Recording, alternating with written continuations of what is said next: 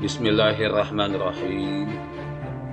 Assalamualaikum warahmatullahi wabarakatuh.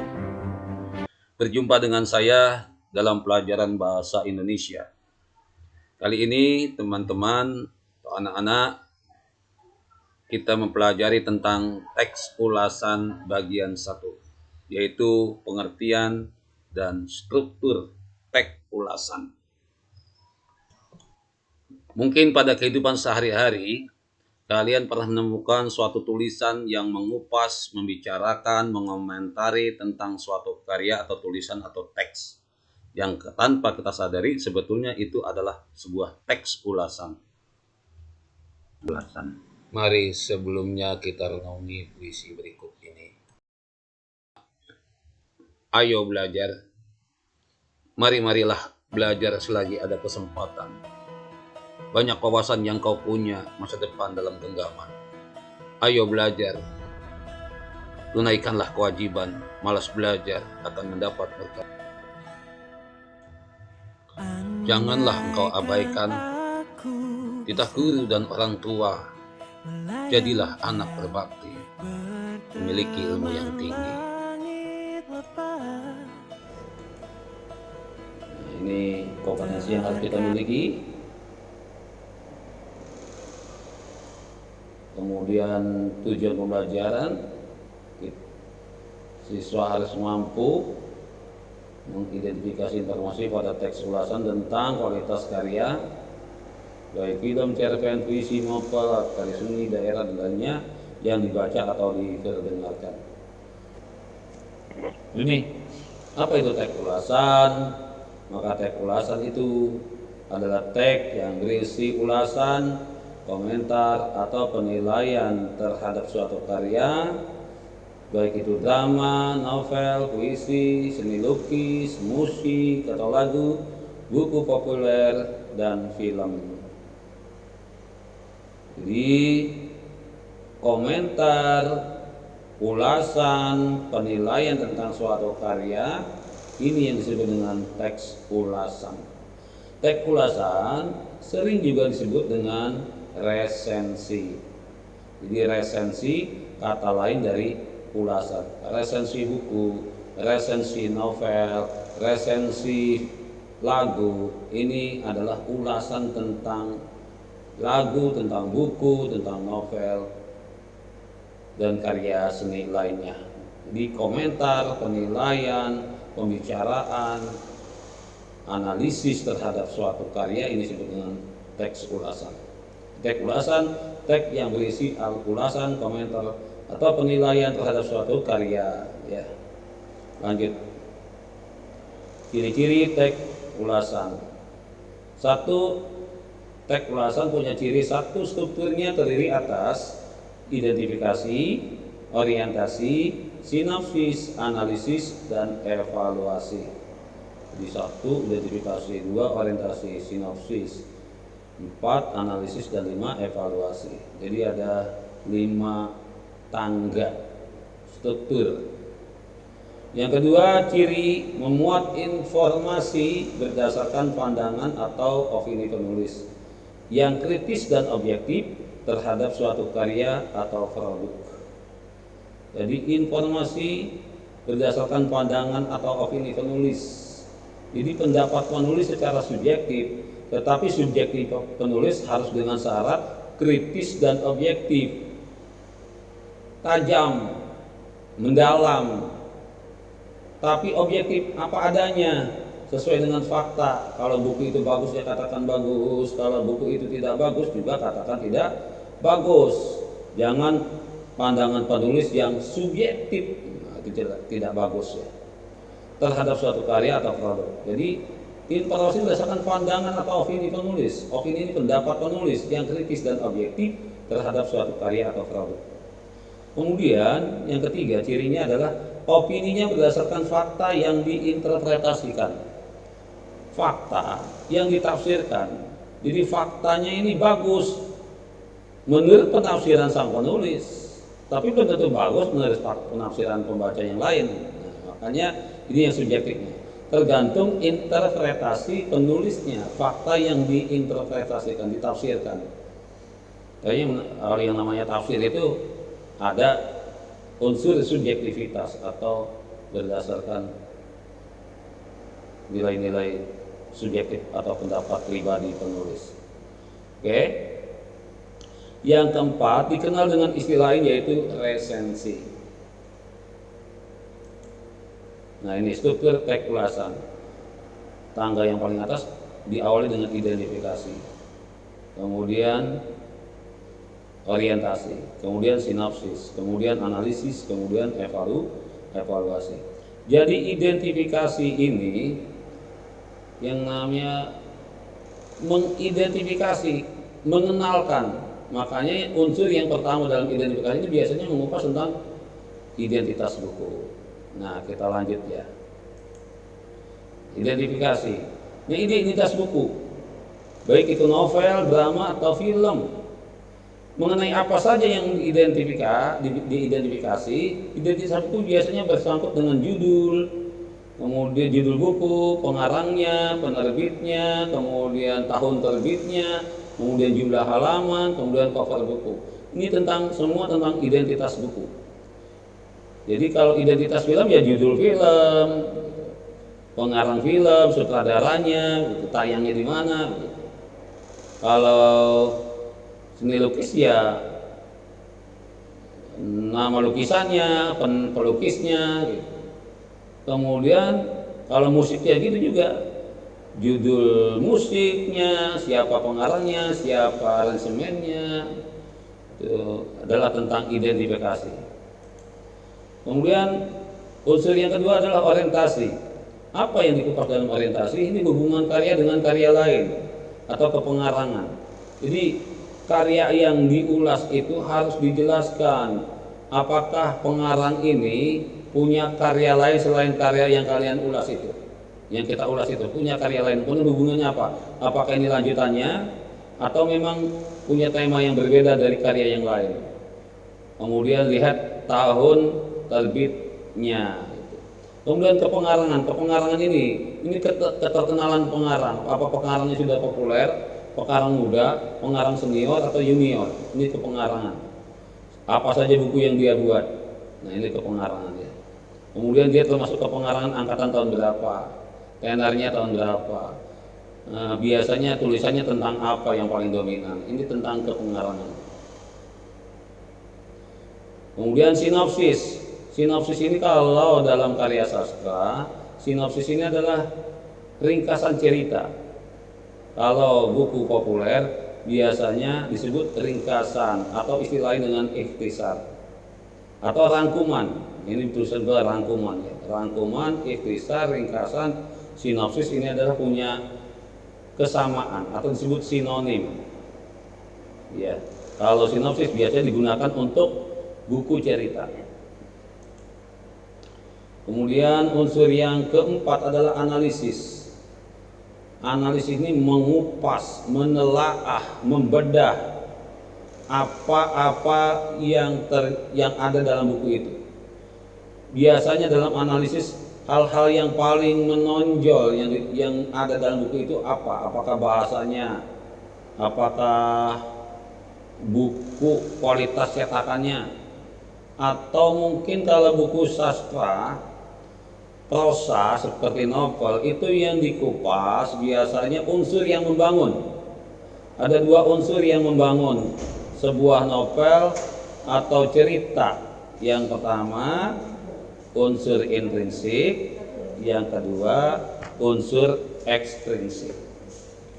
Unsur intrinsik ini ada 7, ada tema, ada amanat, ada latar, ada penokohan, ada sudut pandang, ada gaya bahasa. Ini ada 1, 2, 3, 4, 5, 6, 7. Ya, ini latar ada 2, sudut tema, amanat, setting atau latar, kemudian penokohan atau karakterisasi, kemudian sudut pandang point of view. Satu lagi adalah apa itu? Gaya bahasa. Ini ada 7 ya. ada 7. Tema, amanat, alur. Mana alur? Belum ada. Nah, ini alur di sini ya. Alur atau rangkaian cerita. Nanti akan saya jelaskan lagi. Unsur ekstrinsik. Ada unsur budaya, unsur agama, unsur sosial, unsur filsafat. Satu contoh misalnya kalian pernah baca atau dengar film Laskar Pelangi. Laskar Pelangi ini satu buku yang populer ya pada saat itu. Ini banyak yang mengulas, bahkan dijadikan layar fair, difilmkan itu novel itu jadi film di televisi. Mengapa? Karena punya tema yang bagus. Temanya tentang semangat belajar, ya, semangat perjuangan. Amanatnya ini adalah menggugah, memotivasi para pelajar untuk semangat belajar. Karena didukung juga dengan latar pedesaan, latar pedalaman. Tapi tokoh-tokohnya ini menyatu dengan alam, bisa belajar sungguh-sungguh sampai terkabul apa yang diimpikannya, cita-citanya. Padahal kalau dilihat kondisi alam, kondisi geografis, sekolahnya juga berantakan, kursinya, pagarnya, bangunannya sangat tidak memungkinkan, sangat tidak nyaman untuk belajar. Dibanding dengan keadaan kita sekarang ini, wah jauh panggang dari api, ya, jauh perbedaannya. Tapi dari film itu menggugah anak-anak. Nah, coba kalau dalam kondisi itu saja mereka punya semangat belajar, apalagi siswa-siswa yang sekarang kondisinya nyaman, enak, tentunya lebih tergugah termotivasi. Ini yang menonjol penokohan, amanat, tema ini yang dikupas dalam Laskar Pelangi. Jadi tidak semua unsur intrinsik ini dikupas satu persatu, tidak. Tapi bagian yang mana yang paling menonjol, yang paling menarik untuk dikupas. Apakah bahasanya? Kemudian juga unsur sosial budaya, seperti film Ayat-Ayat Cinta. Ini ada unsur agama. Bagaimana menyampaikan konflik masyarakat Indonesia yang seolah-olah ajaran satu-satu ajari bagian ajaran Islam yang dipolemikan, misalnya tentang poligami. Nah, ini dalam cerita Ayat-Ayat Cinta dikupas di situ. Inilah beberapa unsur. Kemudian yang terakhir adalah evaluasi. Evaluasi nanti akan kita bahas. Ya. Jadi teks ulasan ini teks yang mengupas, mengulas, mengomentari, menilai suatu karya, baik karya prosa maupun buku populer, buku populer lainnya, atau karya seni lainnya seperti musik, seni lukis, bisa juga seni tari, ya, diulas, dikupas, kemudian diberikan penilaian. Nah, unsur yang terakhir adalah evaluasi ini menilai buku itu, karya itu pantas atau tidak pantas, baik atau tidak baik, kualitasnya, boleh atau tidak dibeli, cocok atau tidak cocok. Ini ada di unsur terakhir, yaitu unsur evaluasi. Kita akan kaji satu persatu di sini, ya, satu teks ulasan.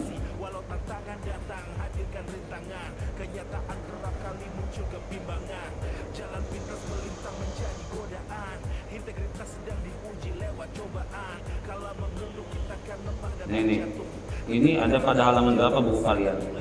Ya. Pada buku kalian pada halaman 154. 154. Ini ya, buku salah satu contoh.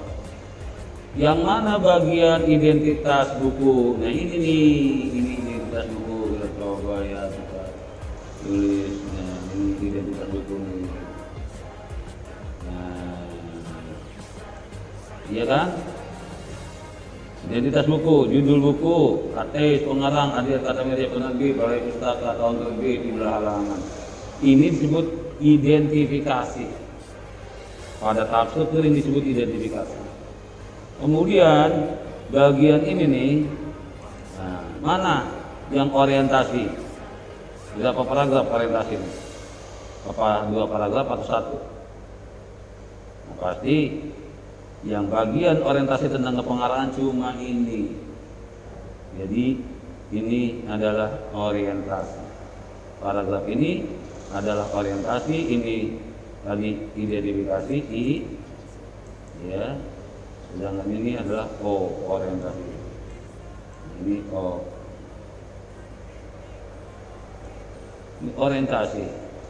Nah, kemudian selanjutnya ini tahap ketiga, tutur ketiga. Ini disebut dengan sinopsis. Novel ini menceritakan perjalanan hidup tokoh Hasan. Kan mulai ringkasan ceritakan dari kecil terus sampai selesai mengupas tentang sinopsis. Nah, terus sampai paragraf mana di sinopsis? Nah, sampai itu kejadian itu telah menyadarkan kembali, masih cerita. Hasan memutuskan, masih cerita. Nah, kemudian Hasan merasa, masih cerita. Novel ini banyak memberikan. Nah, sampai sini nih sinopsis nih. Sinopsis ya. Sampai sini. Kita lihat sinopsis ya. Sinopsis ini.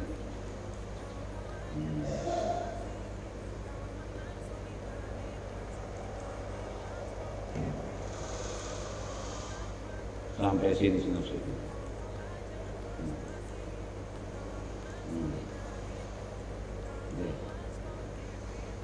Sinopsis. Sampai sini sinopsisnya. Ini ada selanjutnya adalah evaluasi. Analisis.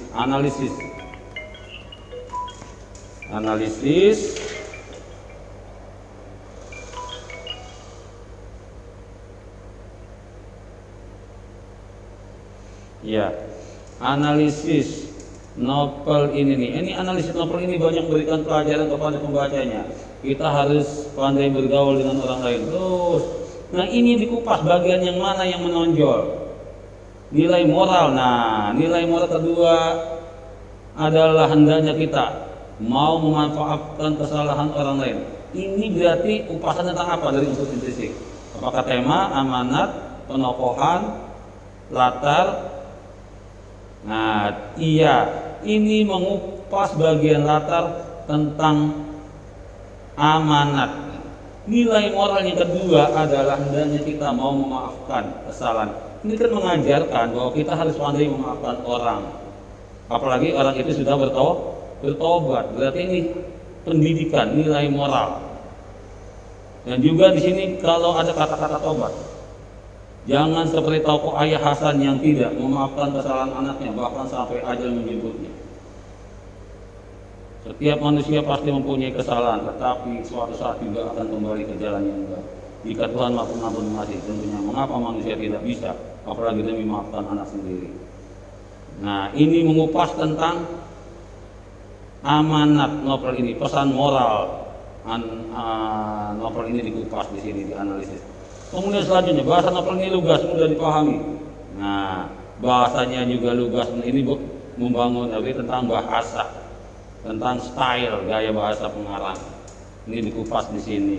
Ya, ini novel ini sangat langka sehingga sulit diperoleh. Itu keadaan novel. Kemudian ini dalam langsung ada sebuah adaptasi.